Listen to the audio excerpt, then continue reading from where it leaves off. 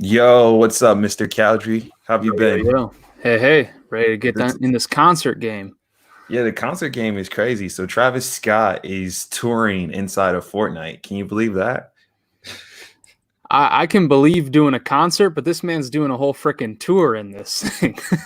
Yeah, so for the people that are just now joining us, we're going to talk about a few things in today's video. We're going to talk about this announcement that we read on The Verge, which is Travis Scott is headlining Fortnite. He's not just headlining Fortnite, he's touring Fortnite. And we're going to break down the semantics of what that actually means. And then to top that off, we're going to talk about why we think that there's a big opportunity for your brand, your company to utilize this new opportunity of brand avatars and digital spaces. And I think Ryan's going to have some questions. I'm going to have some questions. So this discussion is just going to be us just diving into the world of virtual brand avatars, virtual influencers, virtual events, virtual concerts, all that. So Ryan, you want us to take it away? You want me to break down this Verge article, or where do you want to start? Yeah, let's first give him a little recap of this, and then we'll jump into like the whole digital human thing and why it's now. That makes sense. All right, let's rock it with it. So Travis Scott is touring inside of Fortnite this week. It was announced. It kicks off on Thursday. So for the people that are watching this live, you can sign into your Fortnite accounts and get it ready because you can experience it for yourself on Fortnite. And the things that are interesting to me is they created a whole world. So if you play Fortnite, you go look at it. There's actually like this Astroworld that is that you can see in the game, but you can't actually go to yet. So you'll be able to visit it on Thursday, but you can't get there just yet. And Epic Games, the creators of Fortnite, are describing it as an otherworldly experience by Cactus Jack's Creations. That's the company behind Travis Scott. And it's built from the ground up in Fortnite. So it will include the debut of a brand new Travis Scott song. And this is interesting because other previous like Fortnite events have been like one-off shows. So Marshmello went in there, did his thing, but it was a one-off show. Even I remember, what was it, Star Wars? They did a brand partnership with Fortnite, and they had like they didn't have a concert, but I think they had like a live Q&A with JJ Abrams, and that was how they did their Fortnite thing. But Scott is doing a virtual concert tour, and it's going to take place over multiple days, which is going to be cool for people that might not be able to attend one event due to time zones or, scheduling conflicts. And they've listed that out. I'm not going to get too much into the specifics here, but I do want to get your take, Mr. Cowdrey, on, what's different to you just about this event in general.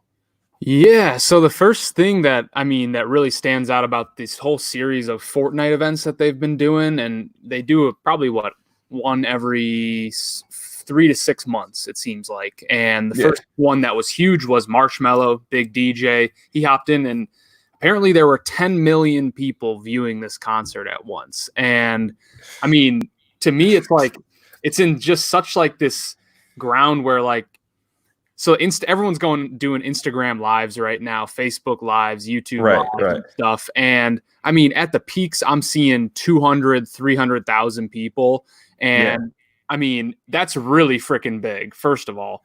But the fact that like to have just a little bit more planning and to release a song in partnership like with a Fortnite like this, and to be able to reach 10 million simultaneously on a platform. Now, mind you, Fortnite only has 250 million users in comparison to Instagram, which has 1 billion, Right. To be able to get that level of engagement out of the number of Fortnite players, like I think that is what's fascinating about this is like you might pull 4% of the Fortnite users, at one time. And then for the people that are watching, they're just now tuning in. What do you think 4% is just on an engagement level for Fortnite? Well, 4% out of 250 million would be 10 million people about.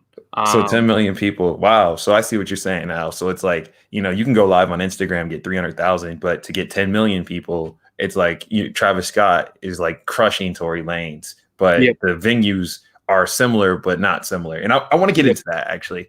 For the people that don't know, Tory Lanez has something very similar. It's not it's a virtual. It's not really a virtual concert. It's more of a virtual event where it's called Quarantine Radio. They go and have all kinds of crazy fun on there. You can check that out. I do want to keep us on topic, but with brand avatars and virtual influencers, you've got the little Michaelas. Ryan, you can name a couple more. We've got this Travis Scott avatar skin that's about to happen in Fortnite. What else you got? There's like Shudu was the one. She was on the cover of Vogue.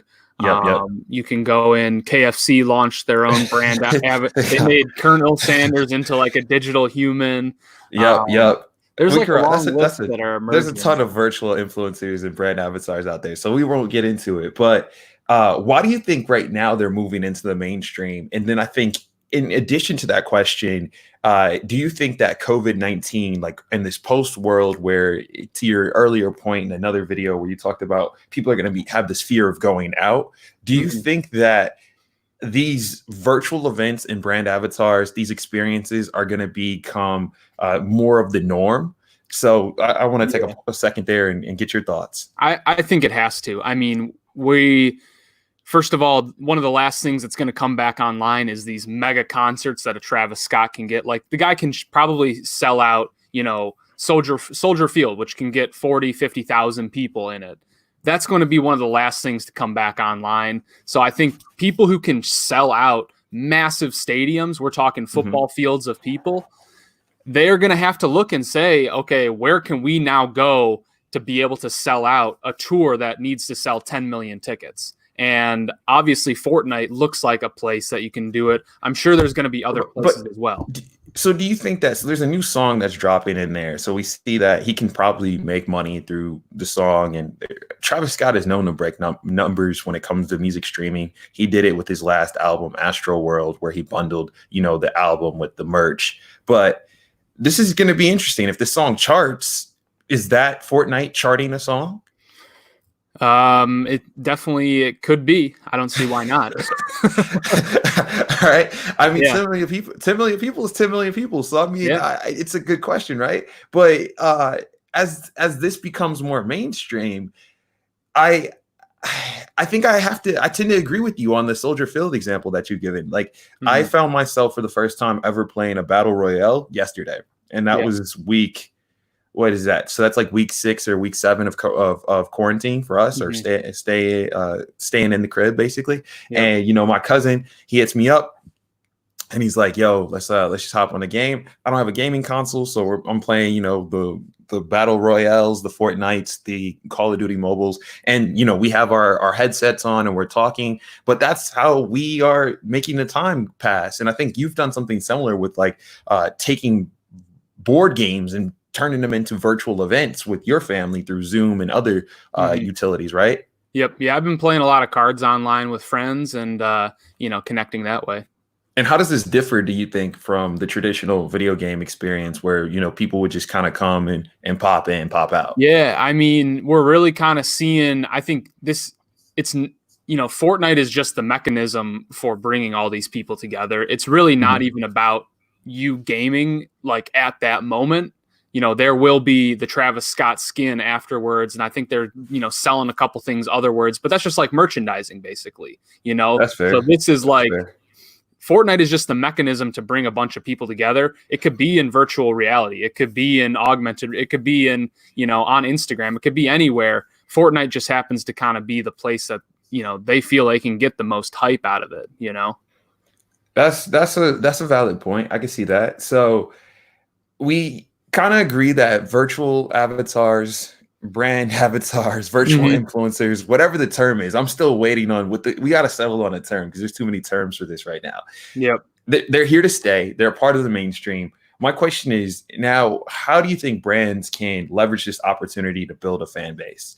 And yeah, that's the brilliant question right now, because I think it makes sense for existing companies with a pretty decent audience to create a digital human of sort and just allow this digital human to be kind of your brand mascot. And it's a way to, we had talked about an example, like let's say you're a pharmaceutical company, a big pharma company, like your marketing is it's so cut and dry. It's been cut and dry for the last 70, 80 years. It's just, hop on the TV, say AstraZeneca is for people with asthma and yada, yada, yada. And, but digital humans give it this new lane where like you can build this whole persona, this kind of fake person that relates to a lot of people on a similar level and, can sell the wares through that way. So the idea of these digital humans is like, hey, we already follow influencers and we already know that.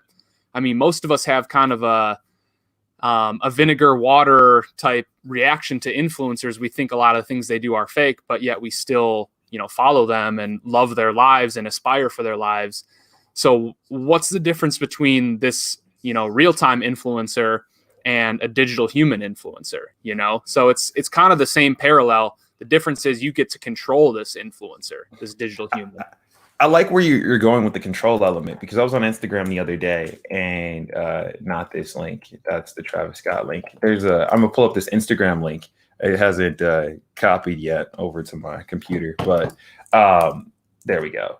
So I want to talk through this while this video plays, right? Mm-hmm. Because this guy is an artist. He has this single that he wanted to debut, and everybody's stuck in the house, so he does it through this spatial lyric video. And his song music's playing, the lyrics pop up on the iPhone, and then there's going to be a point where he has someone else join him in the song, so then the iPhone splits into, and it's kind of interactive because it's this AR meets the real world meets music and brand, and like he's branding himself because the app is tied to, well, the augmented reality is tied to that case, right? And that case is showing you where his music is, where it's at, and then when he opens up his phone camera, and he goes to that case, it plays the song snippet and tells you kind of what to expect. And this is a spatial lyric video.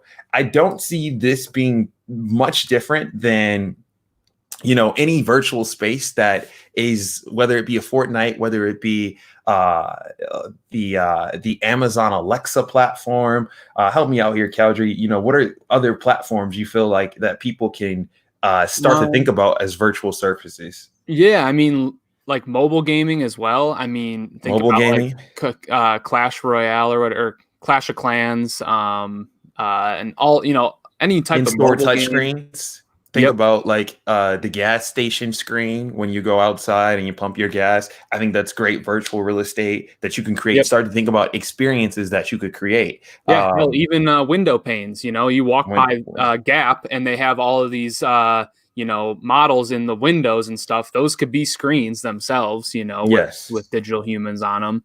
Yes. Obviously Fortnite, obviously any of the social media platforms. I think TikTok especially, because it's all algorithmic based. So a lot of the curation and you finding other people is driven by an algorithm. And I think that's the separation between social media and these virtual spaces. I think that there's some overlap, obviously, but when you think of a virtual space, I go into Call of Duty and I don't know what the bot's going to do.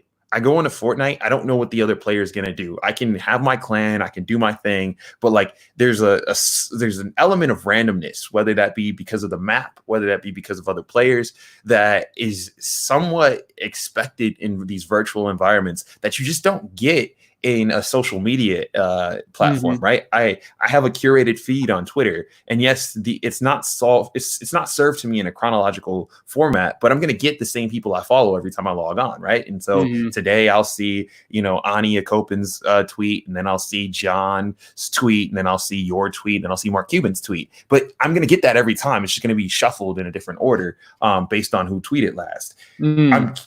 That's kind of interesting. So you're saying the unexpectedness of kind of these virtual worlds that we're in allows for digital humans to kind of be there and not stand out so much, because the biggest problem is if you see, you see Lil Michaela on Instagram, and, if you're somebody who's not on there all the time, you might get duped and be like, oh, it's a real person, but it's not, but really it's like, if you're in the social media space, it's kind of, maybe your filters up a bit more, and so what you're saying is in these virtual worlds like video games, a digital human could kind of exist and yeah, kind of have its own economy in a sense in there. Yeah, and that's what you see in Fortnite, right? You see the skin that Yep. is created. You brand that. You brand the attachments to the skin, or I'm not saying it right, but like the different tools that they have to Yep. build and destroy. And then they have the gliders that they can brand. Then they also have the worlds. Like Travis Scott has his own world that they're creating literally in the game. That's all branded. And this thing is limited. It's limited, so it's an experience where there might not ever be another Travis Scott Fortnite collab. So you have to be there. The kids that have the skins will forever be able to talk about it. And it reminds me very much of like World of Warcraft, like in 06, 07, right? I don't know if you ever blended into that crowd ever when we were young, but I remember kids talking about like these limited edition packs, and like they would trade different things, and a lot of those in-game items were like so rare, and that's what got the kids excited, right? They would be like, man, I got this It's new like armor. you had to be there kind of, and if you weren't there, you didn't get to collect that thing. Right, but if you got into World of Warcraft today, which is still totally, I'm sure they're seeing an uptick in users because of COVID, right? Yep. There are OGs on the platform now that were on the platform in 08, 07, and they've got that armor. And what can you say? Like, you might just have a regular variant of armor, and you might be able to get what everybody's getting today. But as time progresses, you almost have this social status that is only experienced in game. Yeah. And so do you think like for the time being, I mean, I know you and we've been on the kind of the digital human trend, Chicken Little, like we're going to scream to the world, digital humans are here. We've been on it for a couple of years, and we haven't seen like that huge moment where we've gone from like accepting 2 or 3 digital humans in our life to accepting like 10,000, like it's there's still just a few celebrity digital humans out there, I guess. So do you think for us to go from that 2 to 3 to that 2 to 3,000, I mean, do you think it has to be through entertainment? Because right now it's all entertainment and culture, I don't think so. I think that like brands can leverage this opportunity to build a fan base in a plethora of ways. I think we've seen what it looks like with KFC. We've seen what it looks like with Wendy's. We've seen what it looks like with and when I say KFC, they made their avatar that you talked about earlier. Wendy's did a in-game partnership with Fortnite. People should go Google that if they want to see some more cool Fortnite activations. I think Fortnite is a very large community, so they get the press, they get the eyeballs, they get the awareness. And I think right now when we talk about virtual communities, you have to think about, where are people cultivating? I think the wrong way to go about this is to go and make your own little Michaela and not put the marketing budget behind it to get it to generate the mass awareness that's needed for people to fully understand what you're doing. And I think that, that can be expensive. That can be a very expensive endeavor. But if you're a big brand like a KFC and you've got the marketing budget, then why not, right? Like it's one of those things where it's worth a shot. I think if you're a struggling artist, if you're a new brand or even an incumbent brand, but still hesitant to put a lot of money here, what I would do is I would go out, I would find where my audience is hanging virtually. And I would say we already know where they're at on social media. It's 2020. We've kind of already infiltrated, or we have a strategy for that. But I want to go beyond that. I want to know, what are some of the online groups and communities they're a part of? What are the actions and activities that those groups do? On the last call, me and you were on, we had David on from Deaf to Stock and Jacuzzi Club. And remember, he talked about the FM poolside radio. All the people in Jacuzzi Club are on FM. Well, not all of them, but a majority of the people are also familiar with FM poolside radio. If I had a brand and that was my target demographic, what do you think I'd be doing right now? I'd be figuring out how we can brand something in that FM poolside radio community, because it's a virtual community that's reminiscent of this nostalgic period of time where where things were much simpler, right? And like it fits, but that's what like the 90s culture, 80s culture looks like on the internet in 2020. And like if your brand fits that aesthetic, or if you have an upcoming movie announcement, or if you've got an upcoming product, or you've got something that would appeal to that persona, I would be figuring out a way to do a virtual activation with that brand. And partnerships aren't new. Like to your point earlier, where you said it's been an entertainment thing. I can't think of a company that has, crossed the chasm that hasn't done a partnership. Maybe Mhm. Apple would be the winner there, but Apple has now even started to do partnerships. Look at the Amazon Apple things that have just kind of progressed over the past couple year, or not even couple years, literally the past year, right? Like Mhm. Apple has built the brand off of, we're not going to do partnerships, we're not going to do integrations, everything's going to be proprietary. Even them, they got to become one of the most valuable companies in the world. And they were like, look, we need to do these partnerships. So Yeah. everyone's not Apple, but you need to think about it as saying like, hey, how could I partner with these communities instead of just going and hosting it? And I think the production quality goes up tremendously when you let the CGI designers and the game designers and the virtual community designers do their thing. That's my Mhm. biggest critique on virtual events right now is I'm getting invited to them, whether it be the ones I'm speaking at, whether it be the ones I'm participating just from the behind the scenes side. The one question I'm bringing up in all of these rooms is, what is your production standard? Because no disrespect to you, Ryan, there's no way in hell I'm going to put some money behind a brand that is doing an online Zoom event and it looks no different than your board games that you have with your friends I agree. on Zoom. I Like, agree. that's trash. That is the definition of trash. And now I get it. Now there's like a huge shortage of webcams, of high quality ones. It's a huge shortage of some of the AV equipment that you need. Like, I understand that, but I think that there are ways to think about the situation at hand and just say like, hey, we really want to set a precedent for what the production quality is. Even ourselves with this stream that we're doing, right? Like, we went through multiple iterations because we've always been trying to aspire for a greater quality because we think that that experience is what people will remember. I think the Travis Scott in Fortnite is a great example of this. They built a whole world in Fortnite. They didn't just put a skin out and just Mhm. put, a song in the game and just do the PR release. They're building a virtual experience. Heck, they might even get me, a non-Fortnite player, to hop in Fortnite just to see this. Yeah. Well, and I So think you bring up a good point with, transitioning to the whole virtual events type of things as far as using, to build your fan base in a sense. And I think where so many, just in my own email inbox, probably a month ago, I started seeing all these events and conferences I was going to go to start getting turned into virtual events, right? mhm, Virtual mhm. conferences.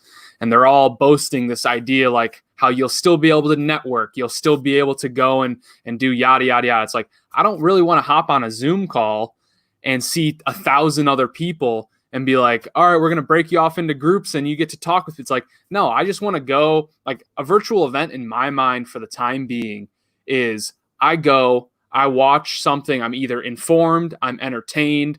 I don't have to do anything though. I get to sit here on my couch, do nothing, and watch something happen.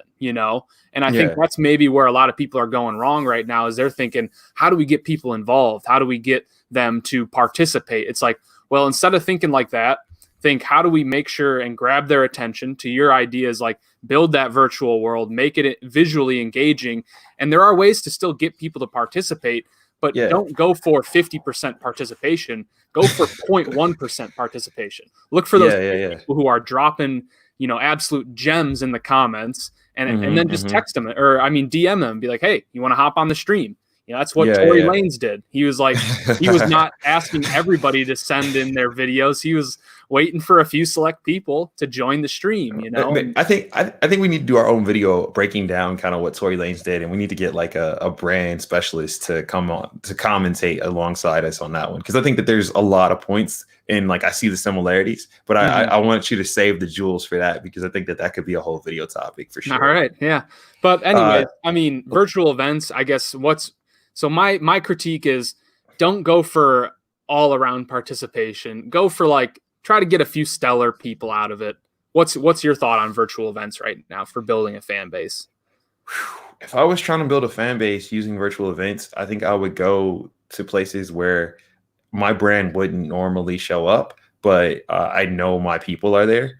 Uh, that can be like Travis Scott would not normally show up in Fortnite, Hmm. but he's there now, Yep. right? And I think the kicker here like is twofold. The first thing is you've got to rethink everything. COVID-19 has shown everyone that, right? Like, so whatever was once true is now kind of true, but it could also not be true, and both things can be true at the same time. Like literally, that's how I've been thinking about everything. Is like what was once true yesterday could be untrue today, but that does not mean it wasn't true yesterday, right? And that's one of the biggest takeaways, whether you're in marketing, whether you're doing anything in business. I think you have to remember that during this period right now.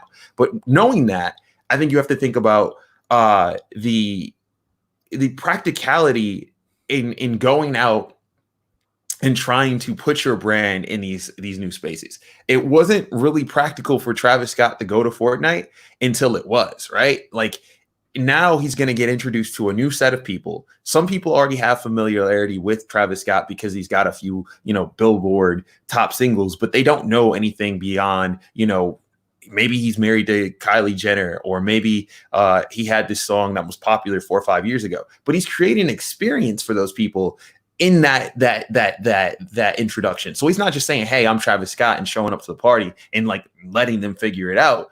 He's meeting them where they are, but doing through something that they already are going to do and love. And so they're introducing the new Travis Scott world in Fortnite. It's exclusive. People will be able to go and interact on that planet. And guess what? There's going to be a whole lot of fans that go and stream a lot of Travis Scott music, I think, after the fact. And I wouldn't be surprised if we were to, glimpse at his Spotify numbers and see what his weekly plays are this week. And what his average weekly plays have been for the past, 90 or so days. And then we look at it on a rolling basis after this Fortnite event. I guarantee you it's going to be a much higher average, just because Fortnite has that pull and not a lot of overlap when it comes to what those kids are listening to. Plus the demographics mad young there, right? Like, a lot of these kids might not even been old enough to know what music was when Travis Scott was running up the charts. Yeah. Yep. Yeah. No, I agree with you. So go where your people are at and find those right partnerships. I like that.